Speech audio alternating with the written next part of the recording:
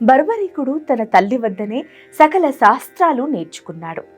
మహిసాగర సంగమంలో గుప్త క్షేత్రం వద్ద నవదుర్గా ఉపాసన చేసి అమ్మవారిని ఆరాధించి ఎంతో మహిమాన్వితమైన 3 బాణాలను వరంగా పొందాడు. ఒకనాడు పాండవులు వనవాసం చేస్తున్న సమయంలో అందరూ బర్బరీకుడు నివసించే వనం వద్దకు వెళ్లడం తటస్థించింది. అక్కడ తటాకంలో ఉన్న నీటిని తీసుకురమ్మని యుధిష్ఠిరుడు ఆదేశించగా భీముడు నీటిని తీసుకురావడానికని ఆ తటాకంలో అడుగుపెట్టాడు. భీముడు తన తాత అని తెలియక బర్బరీకుడు ఆగ్రహించి దేవి అభిషేకానికి వాడే నీటిని మలినం చేసినందుకు శిక్ష తప్పదని భీముణ్ణి ఎత్తి కిందకు విసిరివేయబోయాడు.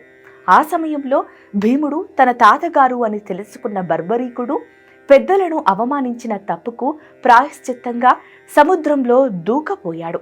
అప్పుడు అమ్మవారు అడ్డుకొని ఈ శిక్షకు పరిహారంగా ఇక్కడ శివలింగాన్ని ప్రతిష్ఠింపచేసి తపస్సు చేయమని అమ్మవారు ఆదేశించింది. అలా బర్బరీకుడు తన తాతగారి పేరు మీద ప్రతిష్ఠించిన శివలింగమే నేడు భీమేశ్వర లింగం. కురు పాండవుల మధ్య